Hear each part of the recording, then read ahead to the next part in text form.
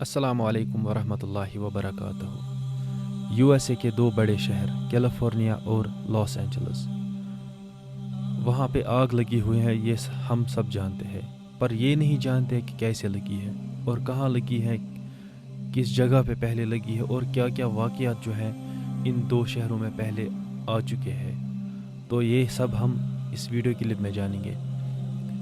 ध्रुव राठी एक यूट्यूबर है, वो हर दिन कोई ना कोई एनालिसिस लेके आता है। आज उसने यही एनालिसिस लाई है हमारे सामने कि आप लोग देखो कि यूएसए के जो दो बड़े शहर हैं कैलिफोर्निया और लॉस एंजल्स, वहाँ पे आग कैसे लगी है, क्यों लगी है और कहाँ पे लगी है पहले, और अब क्या क्या कोशिशें की जा रही है वहाँ पे।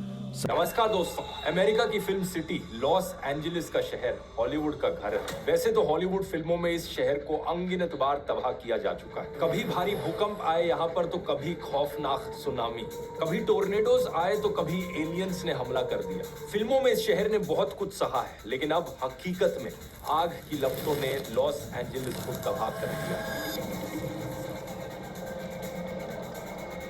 ऐसे दृश्य देखने को मिले हैं जो सही में दिल दहला देने वाले हैं। इस वीडियो को देखिए, एक फायर टोर्नेडो, ये पैलिसेड्स के एरिया में देखा गया।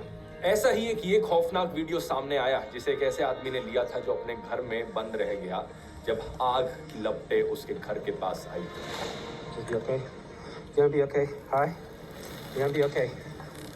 इस वीडियो में आप देख सकते हैं कि इसका घर चारों तरफ आग की लपटों से घिर गया। थैंकफुली जिस आदमी ने इस वीडियो को रिकॉर्ड किया था उसे टाइम पर रेस्क्यू कर लिया गया फायर फाइटर्स के द्वारा, लेकिन हर कोई इतना खुश नसीब नहीं था। अभी तक कम से कम 24 लोगों की मृत्यु हो चुकी है। यह आग तकरीबन 40,000 एकड़ में फैल गई। एक हफ्ते से ज्यादा का समय हो चुका है इस आग को जलते हुए, लेकिन अभी तक भी जिस समय मैं वीडियो रिकॉर्ड कर रहा हूँ यह आग जल रही है। 12,000 से ज्यादा इमारतें जल चुकी हैं, लोगों के घर राख बन चुके हैं। 1,80,000 से ज्यादा लोग डिस्प्लेस हो चुके हैं। करीब 2 लाख लोगों को इवैक्यूएशन के नोटिस दिए जा चुके हैं। जेपी मॉर्गन के एस्टिमेट्स के मुताबिक इस सब की वजह से $50 बिलियन का आर्थिक नुकसान होगा लॉस एंजलिस के शहर में। ये कोई एक आग नहीं है, असल में मल्टीपल फायर्स है मल्टीपल लोकेशंस पर। 7 जनवरी की सुबह पैलिसेड्स नाम के इलाके में इस आग की शुरुआत हुई थी। नक्शे पर देखिए, उसी रात ईटन और हर्स्ट में भी आग लगी थी। 9 जनवरी तक केनेथ भी आग की लपटों में घिर गया था और इसके अलावा कई दूसरे इलाके लिडिया, आर्चर, वुडली और सनसेट भी आग में झुलस गए। 12 जनवरी की सुबह तक लिडिया फायर को पूरी तरीके से रोका जा चुका था। केनेथ फायर 90% खत्म हो चुकी थी।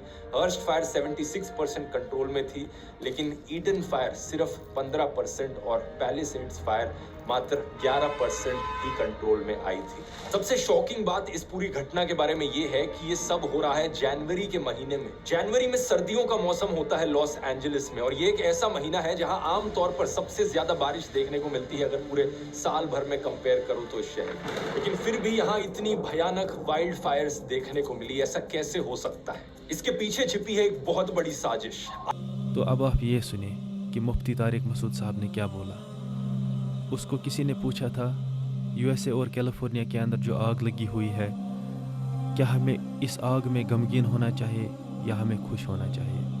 उसने बहुत ही बेहतरीन अंदाज से उसका जवाब दिया। तो आप लोग इस वीडियो क्लिप को भी देख लीजिए कि मुफ्ती तारिक मसूद साहब ने क्या बोला। अब लॉस एंजलिस में आग बेकाबू हो गई है। कुछ मुसलमानों को इस पर खुशी हो रही है और कुछ इंसानी जानों के ज़िया पर बहुत गमगीन दिखाई दे रहे हैं।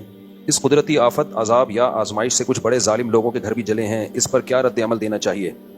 कहीं भी कोई अजाब आए या आग बाग लगे या कोई भी मुसीबत हो, लूत अलैहिस्सलाम की कौम का अमल हमारे सामने है। वो गुनाहों में मुब्तला थी। जब उन पर अजाब के लिए अल्लाह ने फरिश्ते भेजे तो वो फरिश्तों ने पहले इब्राहीम अलैहिस्सलाम को आके खबर दी, उरसिलना इला कौम लूत, हम कौम लूत के पास आए हैं और उनको तबाह करने के लिए आए हैं। तो इब्राहीम अलैहिस्सलाम ने इस पर खुशी नहीं मनाई थी। कुरान कहता है युजादिलुना फी कौम लूत, इब्राहीम अलैहिस्सलाम हमसे झगड़ने लगे। यानी अल्लाह से तो कौन झगड़ सकता है। मतलब ये कि इतनी लजाजत आहुजारी की कि अजाब ना आए, कि गोया कि लड़ रहे हैं, ये मुबालगा है। और अल्लाह ने फरमाया इन्ना इब्राहीम लहलीमुन अव्वाहुम मुनीब, नरम दिल थे, बुर्दबार थे। तो इंसान किसी के अजाब को देख के इंसान पे ये सूट नहीं करता कि वो खुश हो। हमें तो अल्लाह के अजाब से पनाह मांगनी चाहिए कि अल्लाह ने जो काफिरों को भी अजाब देना है आखिर में ही रखे, दुनिया में अल्लाह किसी को अजाब ना दे। तो इस पे खुशी नहीं बनती जो आग लगी है। ये जब मान लिया जाए कि वो सारे जालिम ही हैं, ऐसा होता भी नहीं है। जब किसी इलाके में आग लगती है कुछ बुरे होते हैं कुछ अच्छे होते हैं। अलबत्ता इतनी बात जरूर है کہ یہ عبرت کی بات ضرور ہے. غزہ میں جب آگ لگی ہے، جو روزانہ آگ لگ رہی ہے، روزانہ بم برسائے جا رہے ہیں جس میں معصوم بچے جل رہے ہیں، اس آگ پہ کوئی نہیں روتا. یہاں جب آگ لگی ہے تو پورے میڈیا نے اس کو فوکس کیا ہوا ہے، کوریج. تو ہم یہ نہیں کہہ رہے کہ اس آگ کو آپ کوریج نہ دیں، اس کو بجھانے کی کوشش نہ کریں. یہ جیسے انسان ہیں تو غزہ میں رہنے والے بچے، عورتیں، وہ بھی تو انسان ہیں. ان کے بارے میں خاموشی اختیار کر لینا، بلکہ اور اسرائیل کو اپریشیٹ کرنا، پروموٹ کرنا، اس کی مدد کرنا، تو پھر انتقام کی اللہ کی آگ بھی جوش میں آتی ہے. اور اللہ بتاتا ہے کہ تم جو کر سکتے ہو تم کرو، میں جو کر سکتا ہوں وہ میں کروں گا. وَمَكَرُوا وَمَكَرَ اللَّهُ وَاللَّهُ خَيْرُ الْمَاكِرِينَ. اللہ کہتے ہیں یہ میرے خلاف تدبیریں کرتے ہیں تو میں بھی تدبیر کرنے والا ہوں، اور میری تدبیر ان سے زیادہ پاورفل ہوتی ہے.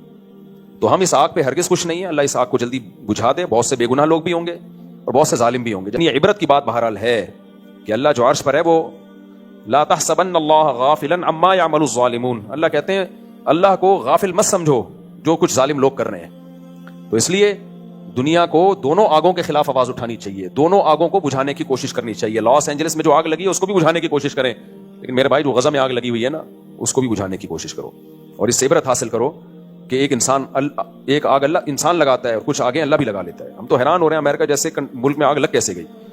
یورپ، امریکہ، کینیڈا، جاپان، ان ملکوں میں گیا ہوں، آگ سے بچنے کے لیے انہوں نے اتنی تدبیریں اختیار کی ہوئی ہوتی ہیں کہ آپ کی سوچ ہے. اتنا ان کا آگ بجھانے کے ان کے جو سروسز ہیں وہ اتنی ایکٹیو ہیں کہ آپ سوچ بھی نہیں سکتے. اس کے باوجود لگ جاتی ہے. وجہ اس کی بھائی اللہ سے کوئی لڑ نہیں سکتا، اللہ سے کوئی لڑ نہیں سکتا. حادثات بہرحال ہوتے ہیں تو ہمیں ڈرنا چاہیے کہ جو اللہ ہے نا عرش پر وہ غافل نہیں ہے. تو اتنی بات ضرور ہے کہ ان بڑی طاقتوں کو ہوش کے ناخن لینا چاہیے کہ آپ غزہ پہ جس طرح سے خاموش ہو. ٹھیک ہے کچھ لوگ احتجاج، وہاں بھی امریکہ میں بھی عوام احتجاج کرتی ہے، یہ سارے امریکہ ایک جیسے نہیں ہیں. بہت سے لوگ غزہ کے حق میں آواز اٹھاتے ہیں، یو کے میں بھی، آسٹریلیا میں بھی، کینیڈا میں بھی، ہر جگہ آوازیں اٹھ رہی ہیں، لیکن وہ اتنی پاورفل آوازیں نہیں ہیں کہ اسرائیل باز آ جائے اس ظلم سے جو وہ غزہ میں کر رہا ہے. تو اس لیے یہ عبرت کا سامان ہے. تو عبرت والوں کو اس سے، اور پھر جو آگ میں جلتے ہیں تو ان کو احساس بھی ہوگا کہ آگ ہوتی کیا چیز ہے. جب تک انسان اس مصیبت میں خود نہیں مبتلا ہوتا نا، دوسرے کے غم کا احساس نہیں ہوتا.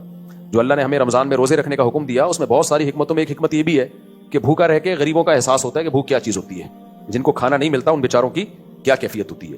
تو اللہ کی طرف سے آزمائشیں، اللہ تعالیٰ اس آگ کو جلدی بجھائے اور اس عذاب کو جلدی ٹالے، ختم کرے، اور لوگ جتنے جو زخمی ہیں اللہ ان کو جلد سے جلد شفا دے. لیکن اللہ اس سے ان ظالموں کو سیکھنے کا موقع بھی دے، عبرت کا موقع دے کہ جنہوں نے غزہ میں آگ لگائی ہوئی ہے، یا آگ لگائی تو نہیں ہے لیکن اس آگ کو وہ پروموٹ کر رہے ہیں، اپریشیٹ کر رہے ہیں ظالموں کو کی حوصلہ افزائی کر رہے ہیں، یا اس آگ لگانے میں ان کے شریک بن رہے ہیں. تو آپ لوگوں نے یہ کلپ بھی دیکھی ہوگی. اب آپ خود ہی ڈفرینس کیجئے اسلام کیا سکھاتا ہے اور باقی کیا سکھاتے ہیں. تو ملتے ہیں کسی اور نیکسٹ ویڈیو میں، تب تک کے لیے اللہ حافظ.